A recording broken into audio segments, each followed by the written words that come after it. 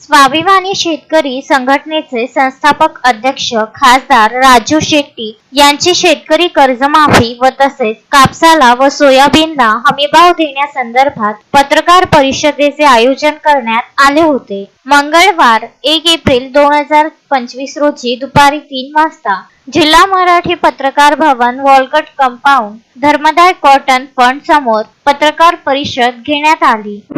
4 दिवसापूर्वी कोल्हापूरच्या दौऱ्यावर असताना राज्याचे उपमुख्यमंत्री तथा अर्थमंत्री अजितदादा पवार यांनी घोषणा केली की शेतकऱ्यांनी आता कर्जमाफीची वाट बघू नये, 31 मार्चात कर्ज भरावे।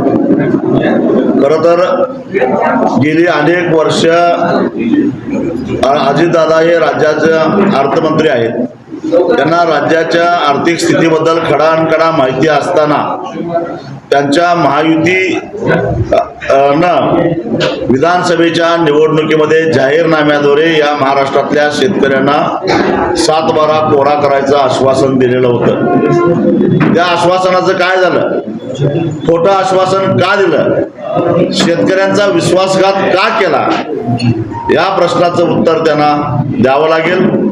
त्यांच्या या भूमिकेमुळं, सरकारच्या या भूमिकेमुळं राज्यातल्या 45 लाख कर्जदार शेतकऱ्यापैकी 23 लाख कर्जदार शेतकरी थकबाकीदार झालेले आहेत, त्यांना बँकांच्या नोटीस आलेल्या आहेत। त्यांना वेळेत कर्ज भरल्यामुळं ते 6% व्याज सवलत मिळते, ती मिळत नाही।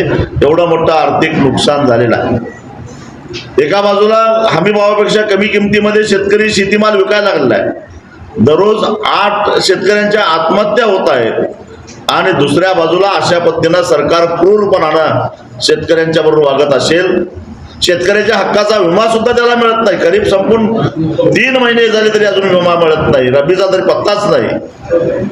तेव्हा 15 दिवसाच्या आत जर का विमा कंपन्यांनी विम्याचे पैसे शेतकऱ्याच्या खात्यावर जमा केले नाही तर मुंबईच्या त्यांच्या कॉर्पोरेट ऑफिसमध्ये घुसल्याशिवाय आम्ही सोडणार नाही।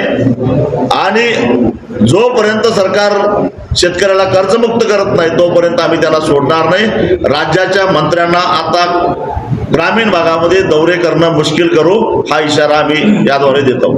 अशोक भाई जोशी, विदर्भ न्यूज, अमरावती।